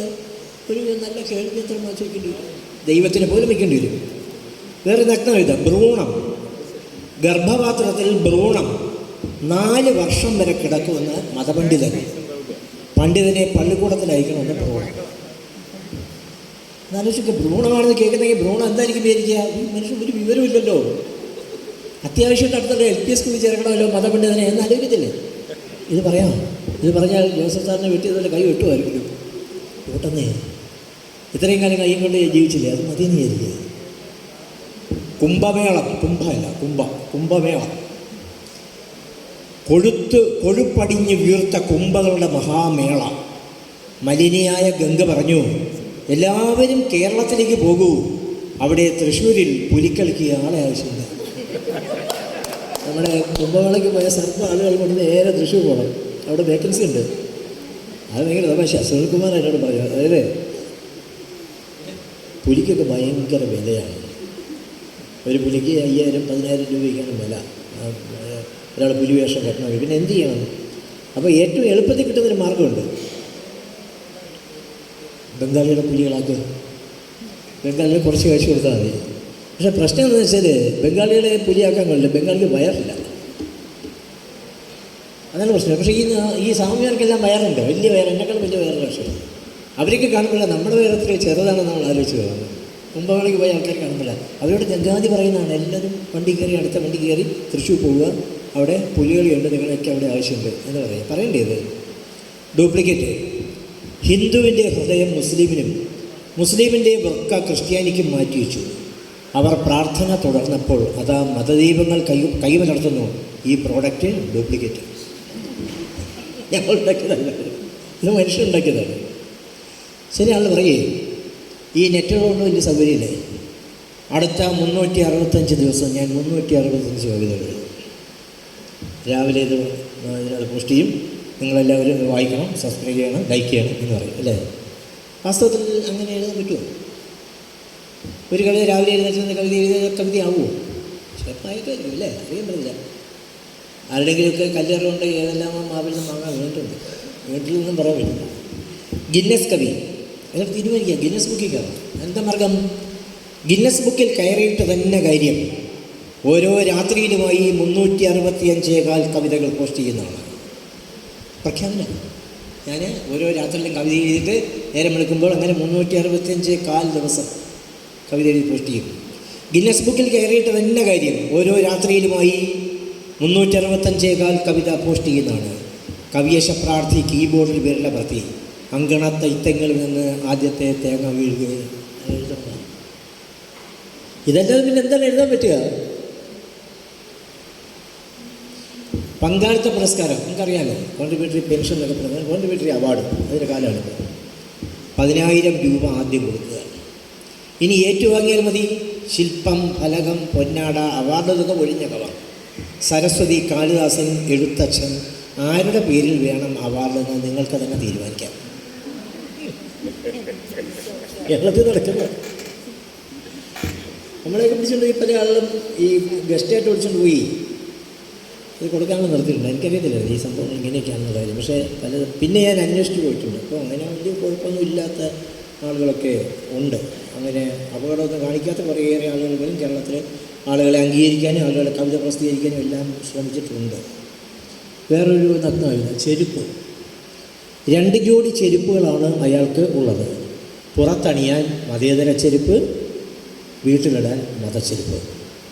നമ്മുടെ എല്ലാ പുരോഗമനവും വീട്ടിൻ്റെ പടി ചെല്ലുമ്പോഴത്തേക്ക് അവസാനിക്കും. വീട്ടിൻ്റെ പടിയിലേക്ക് അകത്തോട്ട് കയറി കഴിഞ്ഞാൽ പിന്നെ നമ്മൾ പഴയ മതമനുഷ്യനാണ്. കൊച്ചുങ്ങളെ പ്രണയിച്ച് കല്യാണം കേസെന്നാൽ നമ്മൾ സമ്മതിക്കത്തില്ല. എന്ത് പ്രണയം എന്ന് പറയുന്നില്ല. ഇത് പുല്ല സാറേ പ്രണയം തുറന്നതിൽ എൻ്റെ കുഴപ്പമില്ല, ഹോർമോണിൻ്റെ ഒരു പ്രശ്നമാണ് എന്ന് പോലും വിചാരിക്കുന്നു. സമ്മതിക്കില്ല. നിൻ്റെ ജാതിയിൽപ്പെട്ടവരെ മാത്രമേ നീ പ്രണയിക്കാവൂ, നിൻ്റെ മതത്തിൽപ്പെട്ടവരെ മാത്രമേ നീ പ്രണയിക്കാവൂ, അല്ലെങ്കിൽ ഞങ്ങൾ അനുവദിക്കില്ല എന്ന് പറയും. പക്ഷേ പുറത്താണെങ്കിലോ മിശ്രഭാവം ഏറ്റവും നല്ല കാര്യമാണ്, മനുഷ്യൻ്റെ പ്രണയത്തെ ആരും എതിർക്കരുത് എന്ന് പറയും. ഈ ഇരട്ട മുഖം വല്ലാതെ വിഷമിപ്പിക്കുന്ന ഒരു കാര്യമാണ് നമുക്ക് കവികളെ സംബന്ധിച്ചുള്ള ഞാനീ പറയുന്നത്. രാഷ്ട്രീയക്കാർക്ക് അത് പറ്റിയില്ല, നമുക്കൊന്നും പറ്റില്ല. ചെരുപ്പ്, 2 ജോഡി ചെരുപ്പുകളാണ് അയാൾക്ക് ഉള്ളത്. പുറത്തണിയാൻ മതേതര ചെരുപ്പ്, വീട്ടിലിടാൻ മതച്ചെരുപ്പ്. ചായ ഉണ്ടാക്കാൻ പഞ്ചസാരയില്ല, നല്ലത്. പ്രമേഹം വരില്ലല്ലോ. പാലുമില്ല, വളരെ നല്ലത്. കൊഴുപ്പ് വർദ്ധിക്കില്ലല്ലോ. തേയിലയുമില്ല, വളരെ വളരെ വളരെ നല്ലത്. ലഹരി പദാർത്ഥങ്ങൾ പാടില്ല. വെള്ളവുമില്ല, വളരെ വളരെ വളരെ നല്ലത്. മഞ്ഞപ്പിത്തവും കോളറയും ഇല്ലല്ലോ. അപ്പോൾ ചായ, എന്തതിശയമേ സങ്കൽപ്പ ചായ, എത്ര മനോഹരമേ, ആഹ എന്തതിശയമേ സങ്കൽപ്പ ചായ, എത്ര മനോഹരമേ. കോംപ്രമൈസ് ചെയ്ത് നശിച്ചു പോയ ജനതയാണ് നമ്മൾ. എല്ലാ കാര്യത്തിലും എത്ര തവണയാണ് പെട്രോളിൻ്റെ വില കൂട്ടിയത്? നമ്മൾ സമരം ചെയ്തത്, നമ്മൾ അഡ്ജസ്റ്റ് ചെയ്തു, എല്ലാം അഡ്ജസ്റ്റ് ചെയ്യാം. സ്റ്റോപ്പിൽ വണ്ടി നിർത്തുന്നില്ല, കുറേ ദൂരം കൊണ്ടുപോയി വണ്ടി നിർത്തുന്നു, നമ്മൾ ഓടി വണ്ടി കയറുന്നു. കണ്ടക്ടറോട് പറയുന്നു, ദൂരം നിർത്തിയാൽ നന്നായി, രാവിലെ എനിക്ക് അല്പം ഓടാൻ പറ്റില്ല, അല്പം എക്സസൈസ് ആയില്ല, താങ്കി വരും വെച്ചെന്ന് പറയാം. ഈ രീതിയിൽ അഡ്ജസ്റ്റ് ചെയ്യാണ്. അതിരാത്രം അല്ലെങ്കിൽ യജ്ഞങ്ങൾ നടക്കുന്ന സമയത്ത് എന്താണ് അവർ പറയുന്നത്? ഈ യജ്ഞത്തോടുകൂടി നമ്മുടെ ഈ സമൂഹം മുഴുവൻ നന്നാവും, എല്ലാ അസുഖങ്ങളും ആൾക്ക് മാറിക്കിട്ടും, ഭയങ്കര ഐശ്വര്യം ഉണ്ടാവും. 1-ാം അതിരാത്രം കഴിഞ്ഞപ്പോൾ സുനാമി വന്നു. ഡെങ്കിപ്പനിയും എലിപ്പനിയും പന്നിപ്പനിയും ചിക്കൻ കുനിയും വന്നു. 2-ാം അതിരാത്രം കഴിഞ്ഞപ്പോൾ എൻഡോസൾഫാൻ ദുരിതം പൂർണ്ണമായി. വരുന്നുണ്ട് അടുത്ത അതിരാത്രം. മാരേജ് ബ്യൂറോ എന്ന നഗ്ന കവിത. പള്ളിക്കല്യാണം. ആകാശത്തേക്ക് നോക്കി പുരോഹിതൻ പറഞ്ഞു, വധൂവരന്മാരെ കണ്ടെത്തിയതും കൂട്ടിച്ചേർത്തതും ദൈവമാകുന്നു. സദസ്സിൻ്റെ പിൻനിരയിലിരുന്ന് ഒരാൾ ഊറിച്ചിരിക്കുന്നുണ്ടായിരുന്നു. മാരേജ് ബ്യൂറോ നടത്തുന്ന ജോർജ് കുട്ടിച്ചായൻ. അയാൾക്കറിയാം ആരാണ് ഈ കല്യാണം നടത്തിച്ചു കൊടുക്കുന്നത്. ദൈവത്തിനകത്ത് ഒരു പങ്കുമില്ല എന്നുള്ള കാര്യം പറയുന്നത്. അപ്പോൾ ആ ദൈവം അല്ലേ കല്യാണം പ്രോഗ്രാമാണ് ദൈവം. അശ്വമേധം. കുതിരയെ ലണ്ടൻ കണ്ടോ? ഇല്ല. ഏഥൻസ് കണ്ടോ? ഇല്ല. ടോക്കിയോ ഇല്ലേ? ഇല്ല.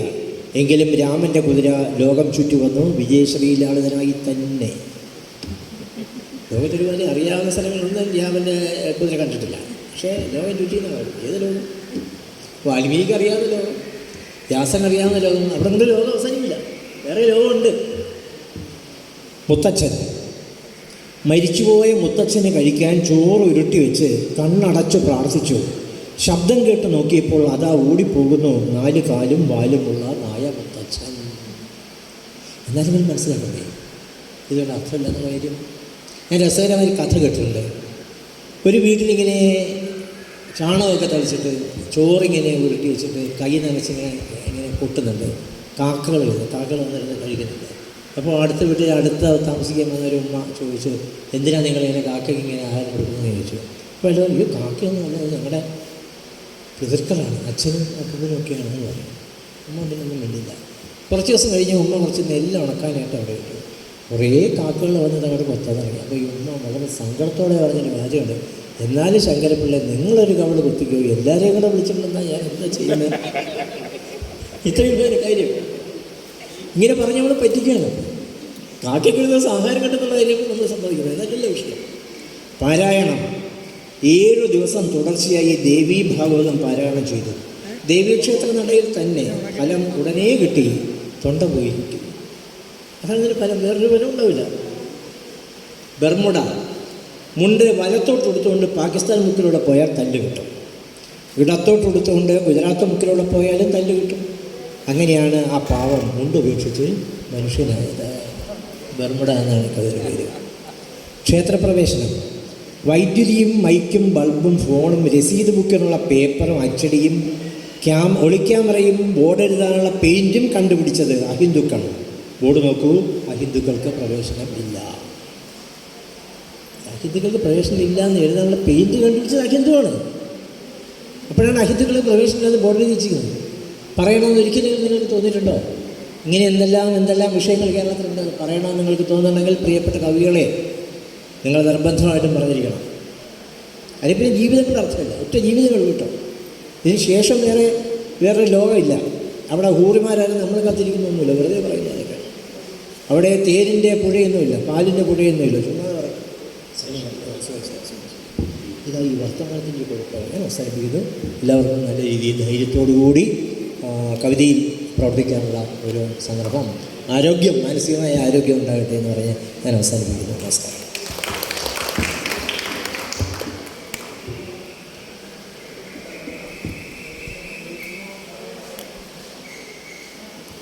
വളരെ രസകരമായും നമ്മുടെ കവിതയുടെ വർത്തമാനത്തെക്കുറിച്ച്